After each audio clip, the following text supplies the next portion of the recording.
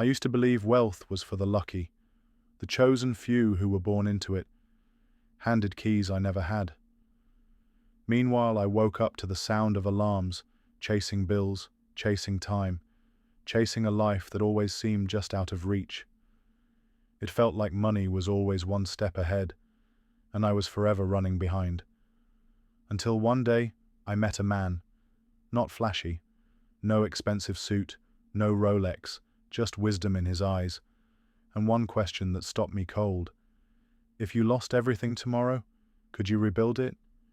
I hesitated. He smiled. Then you don't have a money problem, he said. You have a thinking problem. That moment changed everything, because the truth is, money doesn't run from people.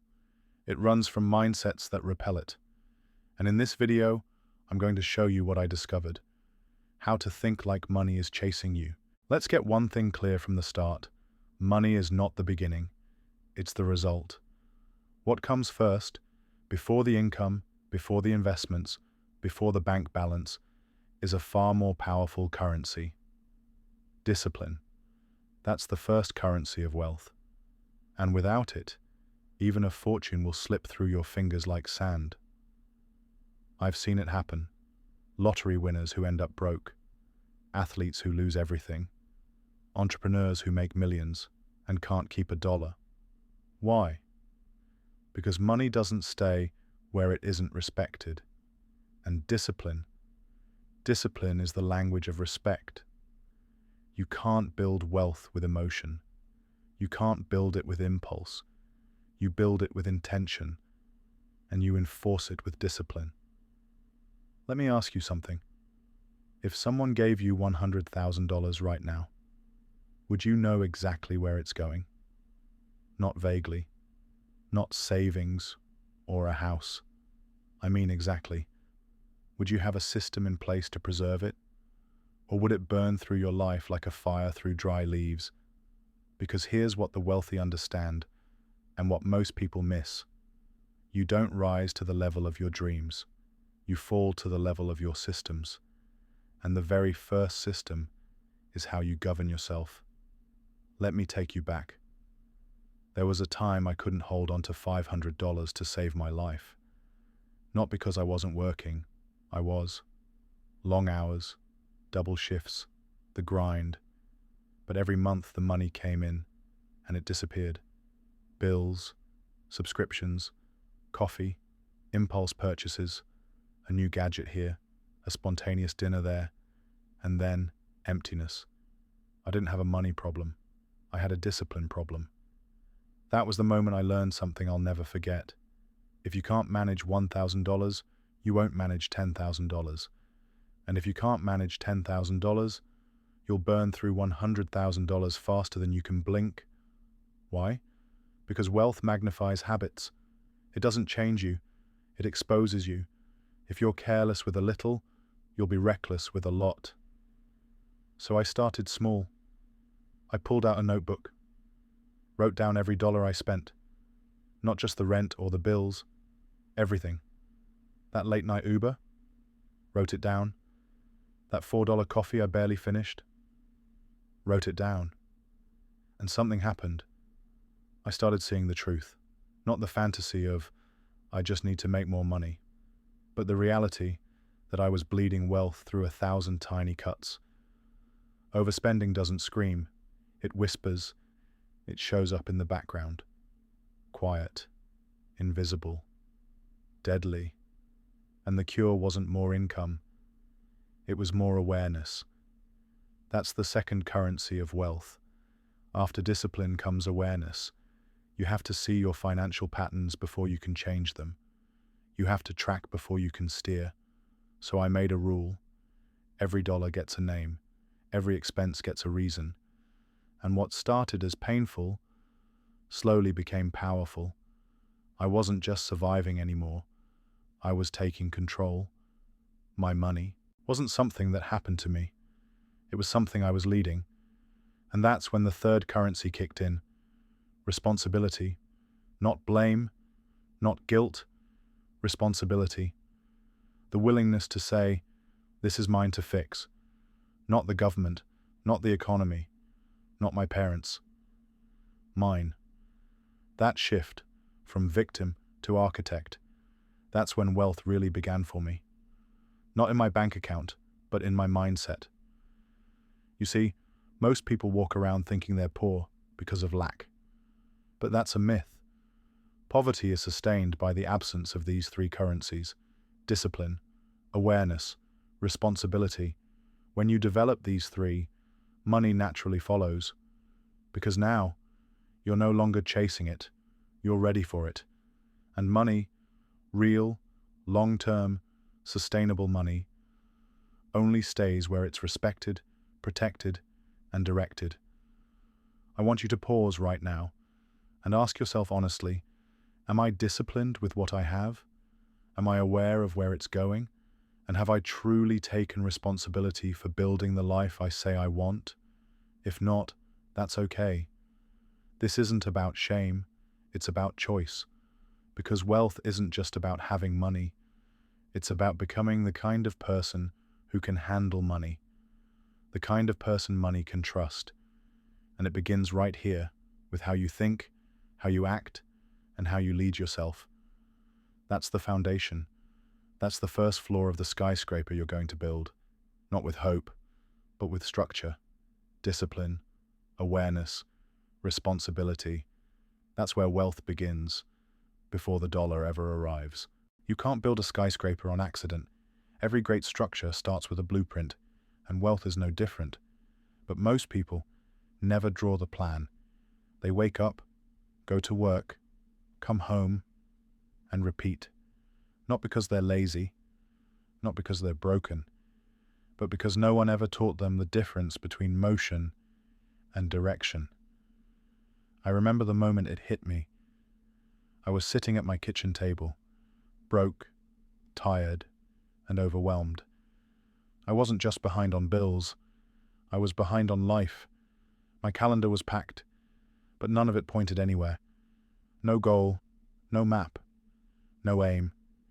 And then, someone asked me the question that changed everything. Where are you going?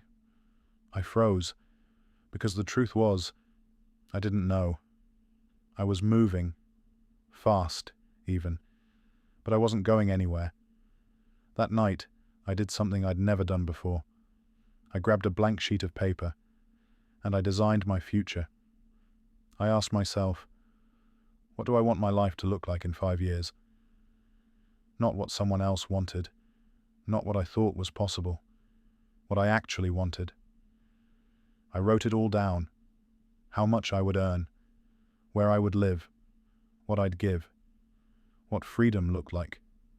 Not a fantasy, not a daydream, but a vision. And here's what I learned. Your mind will fight for the picture you give it, but if you give it nothing, it will fight for anything. Chaos, distraction, busyness, survival. Most people spend their lives reacting to the day, instead of creating the decade.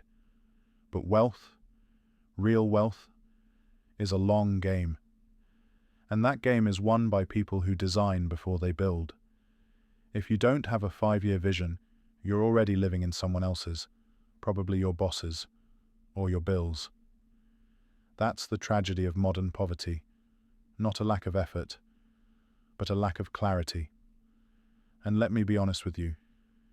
You don't need to know exactly how everything will happen. You just need to start with a clear what. Your subconscious doesn't need a map. It needs a destination. That's how internal GPS works. You lock in the endpoint, and your mind starts rerouting everything to take you there. You begin noticing opportunities you ignored before. You become allergic to distractions. You start to move differently, not because life got easier, but because you got clearer. So let me challenge you, right now. Grab your own piece of paper. Write your 5-year wealth vision in bold detail. What do you earn annually? What kind of work do you do? How much have you invested? What causes do you support? Be specific. Vagueness is the enemy of momentum. I want to make more money. is a wish. I want to earn $150,000 per year from my business is a blueprint. Clarity creates gravity. And once your vision is on paper, take it further. Stretch it to 10 years. Picture the home, the vacations, the investments, the peace. Picture what freedom feels like. And don't just write it. See it. Close your eyes each morning and visualize it in vivid detail. Why? Because the mind doesn't respond to logic. It responds to images. And when you feed your brain a picture of wealth, it starts acting like wealth is already on the way. That's not magic. That's neuroscience. That's strategy. The wealthy live in the future and pull it into the present. They don't just ask, how do I survive today? They ask, how do I build tomorrow? That's vision. That's blueprint level thinking. And it's not just about finances. Vision touches every part of your life. Who do you become? What kind of parent are you? What do your relationships look like? What does your health, your energy, your character evolve into?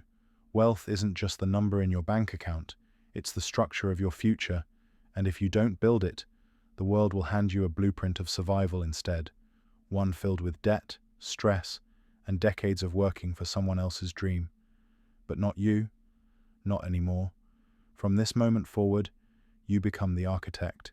You stop reacting, you stop drifting, and you start to build, floor by floor. It begins with a single page, then a single day aligned with that page, then a week, a month, a year. Suddenly, the vision becomes real, and the life you once dreamed of, it's not just coming, it's already being constructed by you. I used to think budgeting was about restriction, like it was some cruel punishment, a way of telling myself no to everything I wanted. But I was wrong, because real wealth, it isn't about deprivation, it's about direction. And nothing gave me more direction than one simple system, a framework so straightforward, so timeless. I wish I'd learned it 10 years earlier. It's called the 70-10-10-10 rule. You've probably heard of it. But the question is, are you living it? Because when I finally started to apply it, not just know it, everything began to change. So what is it? It starts like this. Live on 70% of what you earn. That's it. 70% is your lifestyle money. Rent, groceries, gas, phone, fun. All of it. That's the part most people overspend on, by default. But when you set the line, when you put a boundary on your lifestyle, you create margin. And margin is the birthplace of wealth, because margin gives you breathing room. And it's in that space, between what you make and what you spend, that wealth has room to grow. Now, what about the rest? That's where the real magic lives. The next 10%? Save it. This is your cushion, your emergency fund, your sleep at night money. When life throws a curveball, and it will, this is what catches you. You don't have to dip into credit. You don't spiral into stress. You simply breathe and stay in control because you planned ahead. The next 10%, invest it. This is where wealth begins to duplicate. It's not about timing the market. It's not about some get-rich-quick scheme. It's about consistency. Month after month, year after year, letting compound growth do what it does best. Turn time into treasure. Even small amounts grow into something massive when you're patient. It's not about how much you invest. It's about the habit of investing. And finally, the last 10%? Give it. That's right. Give. I know. It sounds counterintuitive. I'm trying to build wealth, you might think. And you're telling me to give it away? Yes. Because generosity is a principle of wealth that few understand, but the wealthy practice religiously. Why? Because giving expands the mind. It teaches you that you have enough. that money flows through you, not just to you. And when you build your life on the belief that there's always more where that came from, you move from scarcity into abundance. And abundance, it's magnetic. I've never met a generous person who stayed broke for long. Because when you give wisely, with heart, with intention, something shifts. You become a better steward of money. You start making smarter financial decisions, not just for yourself, but for something bigger than you. You stop spending to impress and start spending to impact. That's wealth thinking. Now, I won't lie to you. When I first started using this system, it wasn't easy. My income was low. My expenses were high. There were months where 70% didn't feel like enough, and giving away 10% felt impossible. But I did it anyway. And here's what I learned. The 70-10-10-10 rule isn't just about numbers. It's about identity. Every time I followed it, even in small ways, I was telling myself, I'm not living by accident anymore. I have a plan. I have a system. And I'm becoming someone who builds, not just survives. That shift alone was worth more than any dollar I saved. Because when you create structure for your money, you create freedom for your future. And most people never do this. They spend based on emotion. They shop to escape. They dine out to celebrate a mood. They buy things they can't afford to impress people who aren't even looking. That's the financial death spiral, not in one big crash, but in tiny, untracked decisions.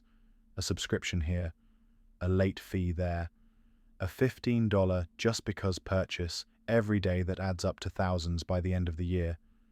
You don't drown in deep water. You drown in shallow habits, repeated daily. But when you use a system, even a simple one, everything begins to align. And let me tell you this, systems beat motivation every time, because motivation fades. But systems endure. So automate what you can. Set 10% of every paycheck to go into savings before you see it. Set another 10% to auto-invest into a basic index fund or retirement account. Choose a cause you care about and give consistently. Build your wealth not on inspiration, but on instruction. Track every dollar, set your percentages, stay the course, because wealth isn't just about what you make, it's about what you keep, what you grow, what you give, and what you become along the way. You don't need a raise to get started, you need a restructure, because the difference between broke and wealthy isn't income, it's behavior. So here's your challenge. Starting this week, apply the 70-10-10-10 system, even if the numbers are small, even if it feels uncomfortable. Do it anyway, and watch what happens when your money finally has a mission. There's a brutal truth most people never hear in school. You don't get paid for time. You get paid for value. And if your value doesn't grow, neither will your income. I learned that the hard way. I spent years working long hours, showing up early, staying late, thinking I'd get rewarded just for effort. But effort without evolution doesn't scale. One day I was sitting across from a mentor, someone whose success I admired deeply, and I asked him, "What's the fastest way to earn more?" He didn't even blink. He said, "The market doesn't pay you for how hard you work. It pays you for how hard you are to replace." That sentence hit me like a brick, because I realized I was easy to replace. I had one skill. I stayed in my lane. I stopped learning the moment school ended, and I thought that was enough. But the people making more than me, they weren't smarter, they weren't luckier, they were more valuable. They'd invested in themselves. They had built compound knowledge. They could solve more problems, faster, better, with more impact. And that's when I realized the income you want is already out there. You just have to become the person who earns it. That's not motivational fluff, that's economics. If you want to make 6 figures, Start thinking like someone who delivers 6 figures of value. Ask, what skills do they have? How do they think? How do they manage time, emotion, and relationships? Because your bank account is a lagging indicator of your growth curve. And if you want to change the number, change the input. Start with skill stacking. You don't need a fancy degree. You need leverageable skills. Communication, sales, digital marketing, investing, negotiation, leadership. Pick just one and master it. Read books, watch tutorials, take courses, apply it, teach it. Because once you become the person of value in any room, income is no longer a chase. It becomes the side effect of who you've become. And here's the other piece most people miss. Don't just grow your income. Grow your identity. You can't outperform your self-image. If deep down you believe you're just average, you'll subconsciously sabotage every breakthrough. Why? Because the mind always returns to its comfort zone. So what do? You raise the thermostat. You build habits that stretch you. You spend time around people who challenge you to become more. You read books that rewire your assumptions, and you start replacing your inner dialogue from "I'm not good with money" to "I'm learning to master money," from "I don't have the time" to "I make time for what matters." Because words shape identity, and identity drives behavior. You're not trying to force wealth. You're becoming someone who naturally builds it.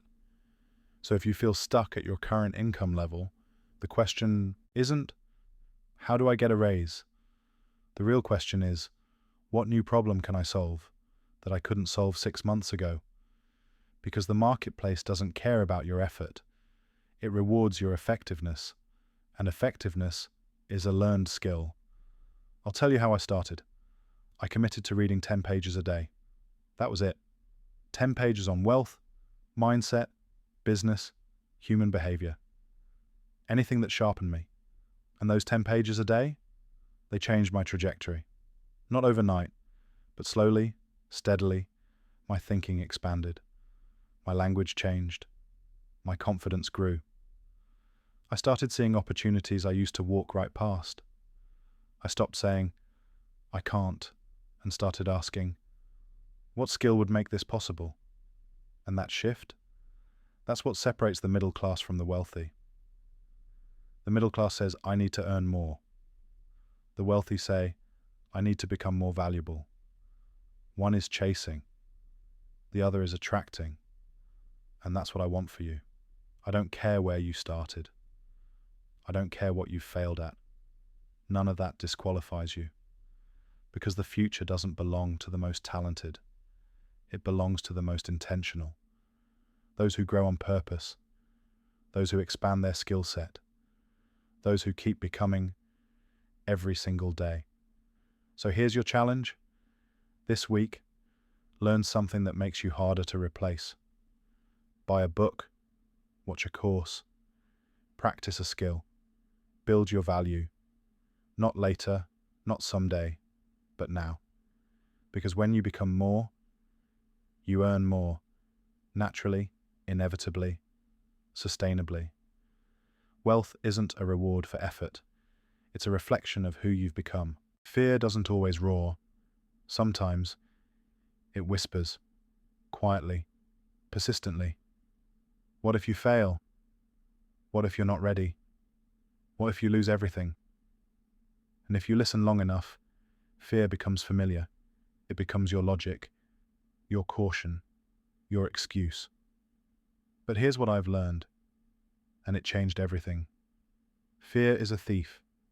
It doesn't just steal opportunity. It steals momentum.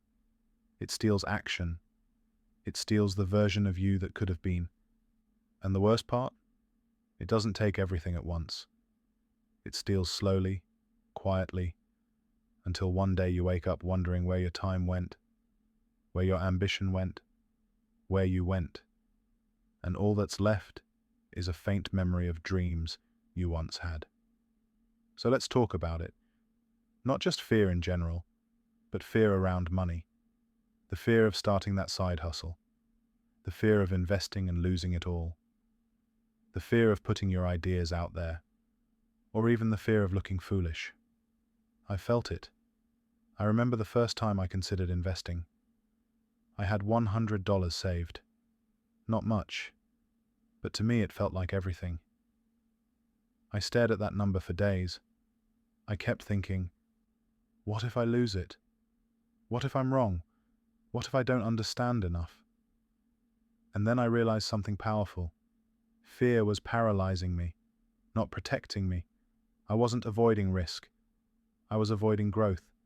So I made a decision, not to gamble it, not to bet on a stock, but to buy a book. That was my first real investment, in myself, and that single book taught me more about money than years of school ever did. Not because it was magical, but because it moved me. It shifted me from thinking to doing, and that's where fear dies. Not in silence, not in comfort, but in movement. You see, action doesn't require confidence, but it creates it. Most people wait to feel ready, but ready never comes. The fear doesn't leave first. You move with it. And the moment you act, even small, fear begins to shrink. I call it the 10% rule of courage. Don't go all in on your biggest fear. Just go 10% beyond what feels comfortable. Want to invest? Start with $10. Want to launch a business?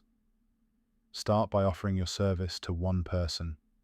Want to grow your skills? Take a free online class. The point isn't how big you act. The point is that you act, because fear thrives in stillness, but it cannot survive momentum. The longer you wait, the heavier the fear becomes. But the second you move, you reclaim power.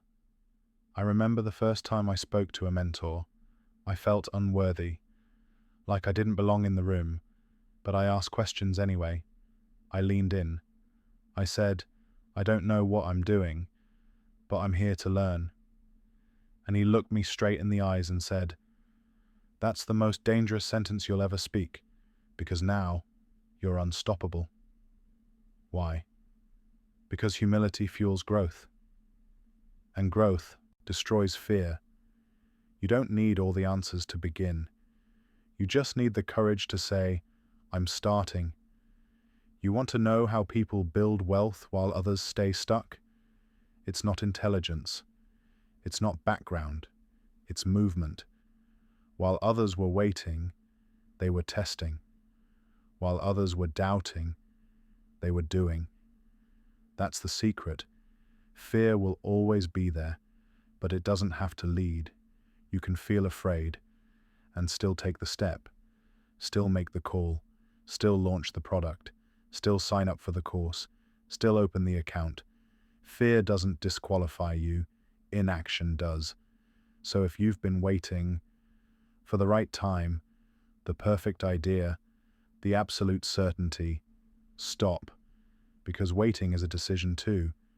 And most people don't fail because of bad choices. They fail because of no choices. Paralysis becomes their default. But you're different. You're here. You're listening. You're growing. And that means one thing. You're ready to move. So here's your challenge. Today, not tomorrow, take one action that fear has been holding hostage. Start the thing. Send the message. Make the investment. Ask the question. It doesn't have to be big. It just has to be real. Because wealth doesn't come to those who wait forever. It comes to those who step through fear, one move at a time. The longer you stay still, the more you'll believe the lie that you're stuck. But the moment you move, you remind fear who's in charge. You don't need a crystal ball to predict someone's future. Just listen to their conversations. Are they talking about goals or gossip, about building or blaming, about vision or survival? Because the truth is simple and it's brutal. You will rise or fall to the level of the people you spend the most time with. I used to ignore that. I thought mindset was a solo game, that if I just worked hard enough, I could succeed, no matter who I was surrounded by. But I was wrong. I started noticing something. Every time I shared a new idea with certain people, they flinched, they scoffed, they laughed.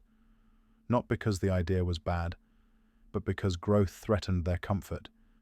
And slowly, their doubts became mine. Their ceilings became my limits. Not because they were malicious, but because I had let their fears sit in my passenger seat. And you can't drive toward wealth with anchors in the car. One day, I attended a small seminar. Nothing flashy. Just a dozen people in a room with notebooks and ambition. I was nervous. I felt like I didn't belong. But then, something happened.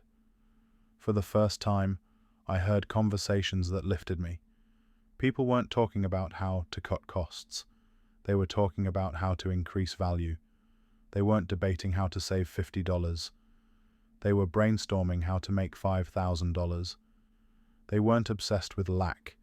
They were obsessed with possibility. And just sitting in that room changed me. Not because I learned a new tactic, but because I realized something critical. Your mindset isn't just shaped by books.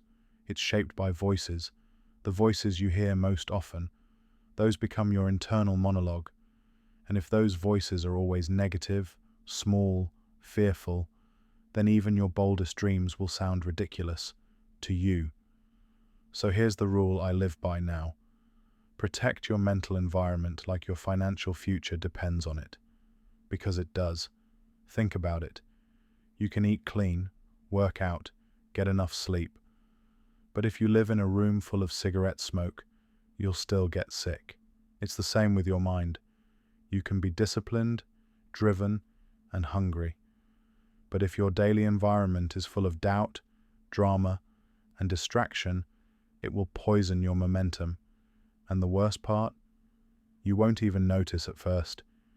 You'll just start feeling tired, unmotivated, less focused. That's not fatigue. That's influence.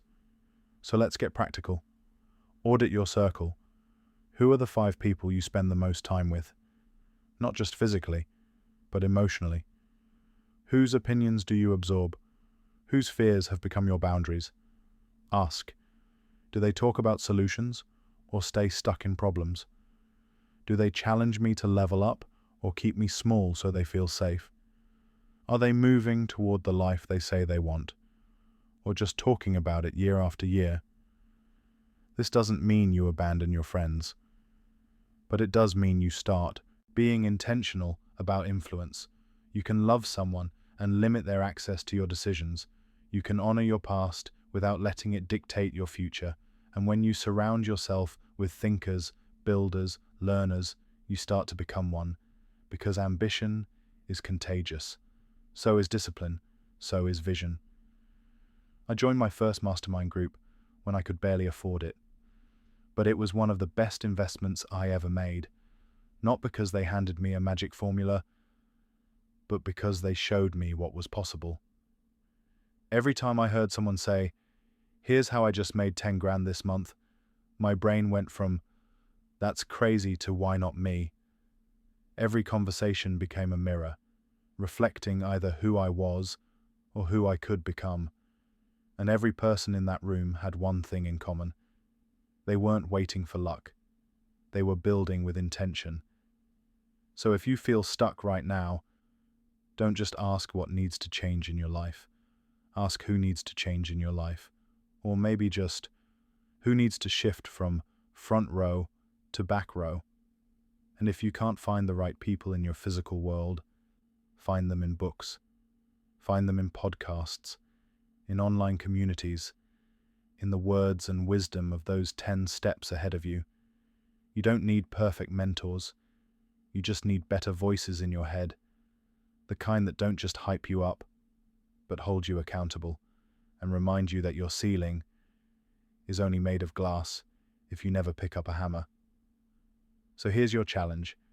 This week, change the conversation. Call someone who thinks bigger. Join a free mastermind forum. Replace 30 minutes of scrolling with 30 minutes of podcasting, a mind that stretches yours. Because when you upgrade your circle, you upgrade your standard. And when your standard rises, your life follows. Wealth doesn't happen in isolation. It happens in alignment. And the people around you, they're either bricks in your foundation or weight on your shoulders. Choose wisely. Most people are one paycheck away from panic. Not because they're lazy, not because they're irresponsible, but because they built their life on one stream, one job, one income, one source of financial oxygen. And here's the hard truth. If all your income comes from one place, you don't have security. You have a single point of failure. That's not stability. That's a house of cards. I learned that the day my secure job laid me off. No warning, no notice, just a meeting, a signature, and a silence I wasn't prepared for. I remember sitting in my car, hands on the wheel, thinking, this can't be real. I did everything right, showed up early, stayed late, worked hard, and yet, in an instant, my only stream dried up. And I wasn't just broke, I was breathless. That was the moment I stopped chasing job security and started chasing income diversity. Because the wealthy, they don't rely on one stream, they multiply. Business, investments, royalties, digital products, freelance work, coaching, consulting. Each stream isn't just more money, it's more resilience. One stream slows down, they pivot. One market shifts, they adapt. They don't panic because they're not dependent, and you don't have to be either. Let me be clear. I'm not telling you to quit your job.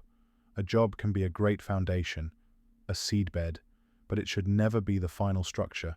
Your job pays the bills. Your extra stream builds the life. And here's the beautiful part. You already have the ingredients, skills, experience, stories, ideas. The world pays for solutions, not diplomas.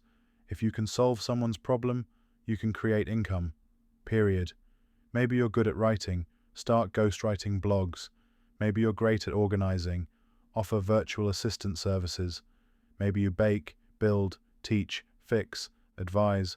There's a marketplace for that. You don't need $1 million idea. You just need to monetize what you already know. The goal isn't to be busy. The goal is to be productive in more than one lane. I started small, nights and weekends, no website, no fancy logo, just service. And that $200 side gig, it changed the way I walked into work, because suddenly I wasn't trapped anymore. I was building.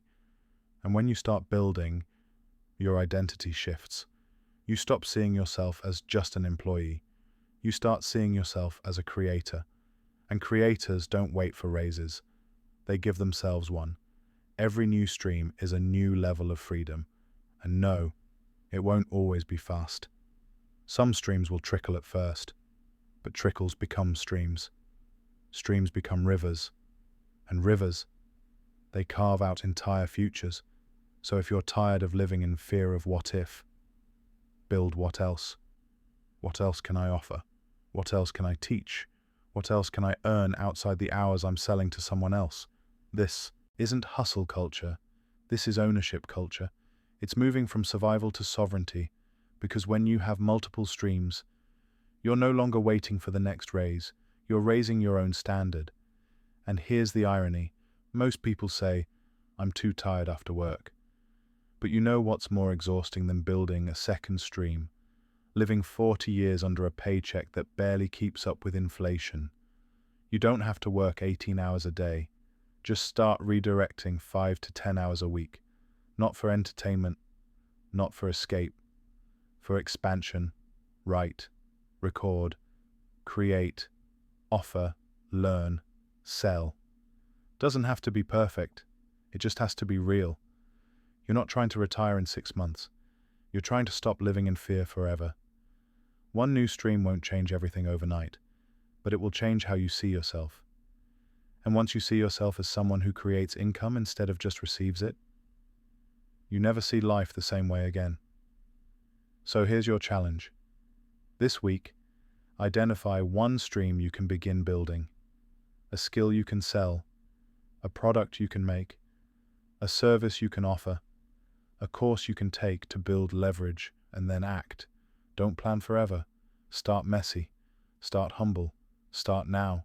Because one stream is survival, but multiple streams? That's wealth.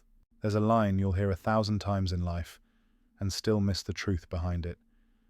Take responsibility. We nod. We agree. But do we live it?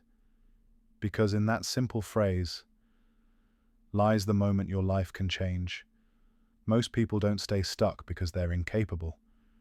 They stay stuck because they've handed the keys to their future to someone else. It's the government. It's the economy. It's how I was raised.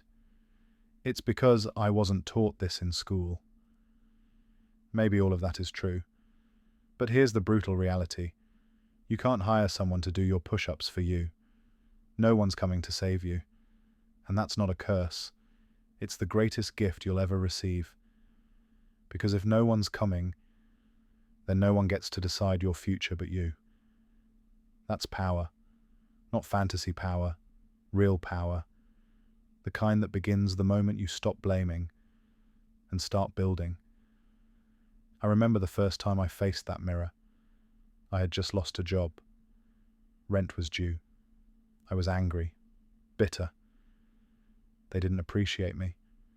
The system's rigged. No one gave me a chance. I had a whole list of reasons, and none of them were me. Then I heard a mentor say something that hit like a freight train. You don't get to control what happens to you, but you are 100% responsible for how you respond. And in that moment, everything flipped.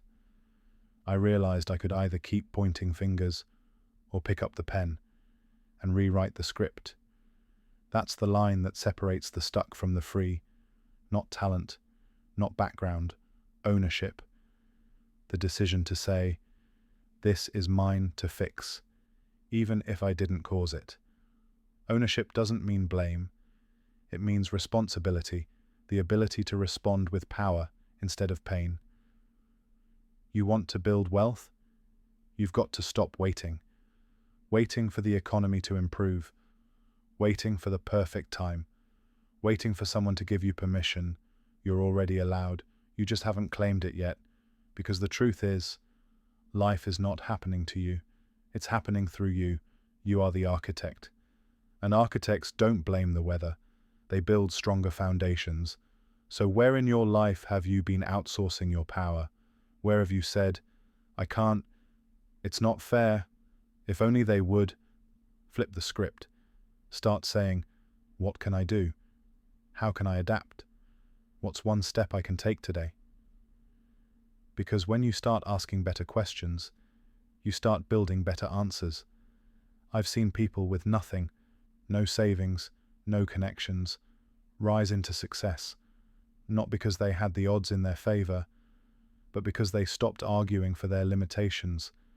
And I've seen people with every advantage, still stuck, because deep down, they were still waiting for someone to come fix it, waiting for the market to shift, waiting for motivation. But motivation is fickle. Ownership is foundational. So here's what I want you to understand. Until you claim responsibility, you'll keep repeating cycles that don't serve you. You'll attract the same chaos. You'll keep leaking money, keep sabotaging growth, because your brain will continue seeking permission to stay small. But when you say, this is on me, that's when you begin the shift. And not just in finances, but in identity. You stop being a reactor in life and start becoming a creator. That's the power of ownership. It turns every loss into a lesson, every setback into a strategy. Every, why is this happening to me becomes, what is this here to teach me? So if you're in a season that feels hard, don't waste it. Dig into it. Ask, what skill am I missing? What pattern needs to break? What responsibility have I been avoiding? Because the truth is, most people don't stay broke because of money. They stay broke because they won't take the wheel. They're passengers in their own financial life, hoping the road changes, instead of changing the driver. But not you. Not anymore. You've come too far to keep handing your power away.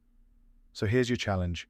This week, pick one area of your financial life and say, out loud, "This is mine to lead." Maybe it's budgeting.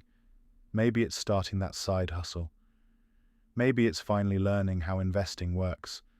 But whatever it is, take the keys back. Not because it's easy, but because your life deserves a driver who's wide awake and fully present. You can't change what you refuse to own, but the moment you own it, you can transform it. That's the beginning of wealth. Not a number, not a dollar amount, but a declaration. This is my life, and I'm taking the lead. You've made it to the end. Not just the end of a video, but maybe the beginning of something more. Because if you're still here, it means something in you is ready. Ready to stop drifting. Ready to stop making excuses. Ready to stop handing your future to chance and start building with intention. Listen to me.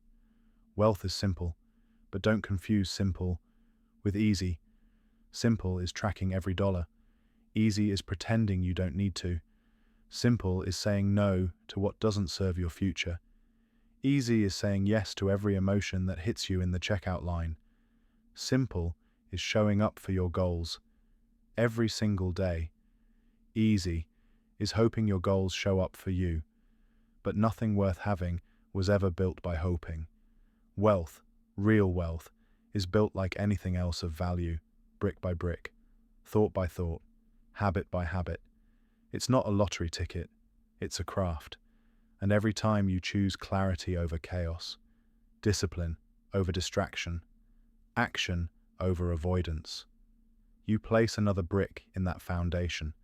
So if this series spoke to you, if it helped you see yourself more clearly, then don't let this be just another video you liked.